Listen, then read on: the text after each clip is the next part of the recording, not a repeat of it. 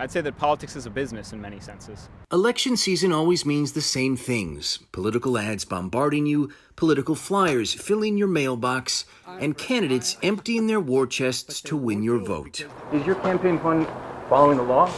But this story is about the spending that seems a bit more personal.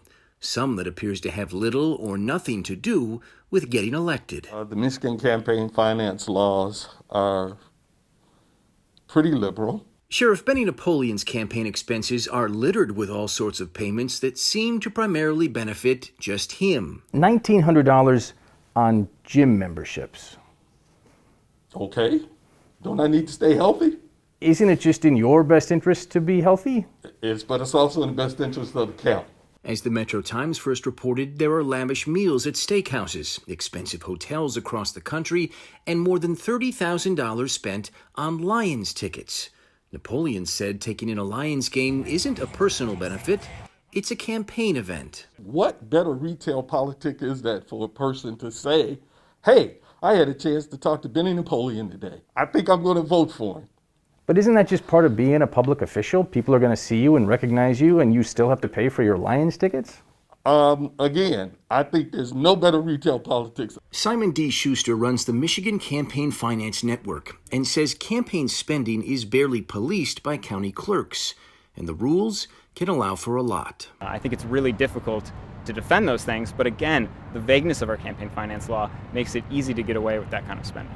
Well, thank you, Detroit! Most government jobs don't allow elected officials to hire a family member, but their campaigns? Well, those rules are different. In his runs for mayor, Mike Duggan paid 2 of his children as consultants. His daughter Carolyn collected $4,000 for social media work, and in his next campaign, son Patrick took in more than $10,000 for performing data entry. We call ourselves the Evans girls, but Wayne County Executive Warren Evans hasn't had a serious challenger since 2014, but since 2016, he's paid his daughter Nikki to manage his campaign to the tune of $288,000. Again, he hasn't had a competitive race in 6 years. You think you're mayor, they let you get away with a few things, it just doesn't happen. And then there's Romulus Mayor Leroy Burkroff. That's him stepping out of a $44,000 Jeep Wrangler paid for with campaign money. Michigan law allows for expenses like vehicles so long as they're used in an office holder's official duties. It's at least the second vehicle he's paid for with campaign funds.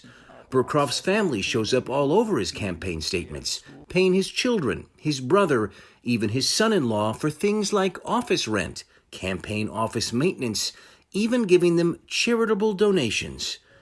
And Burkroff is also paying for memberships to the Belleville Yacht Club, $3,800 in all, plus thousands more listed as donations. I called the mayor last month to talk about these expenses, and he blocked my number. So I showed up to the next city council meeting held on Zoom. The mayor was there, but when it was my turn to ask a question, he turned off his camera. Mr. Mayor, do you have a minute? So last week, we caught up with him in person. Why are you paying members of your family, sir? Burkroff wouldn't explain any of it, including some other curious payments made to the Belleville Yacht Club.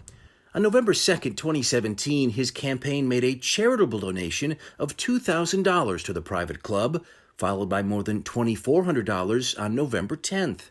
The next day, as these photos posted to Facebook show, that's his daughter's wedding, held at the very same yacht club. Did the campaign, sir, pay for any portion of your daughter's wedding? Mr. Mayor?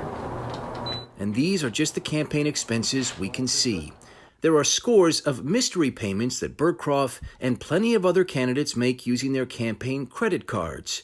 They're supposed to itemize just what those payments are for, but so many don't. I think that it's really unfortunate that people can often use their campaign funds essentially as slush funds. Whether an expense crosses the line is up to the Michigan Secretary of State, who normally only opens an investigation once a complaint has been filed. Any violations are subject to possible repayment or fines. I'm Ross Jones, 7 Action News.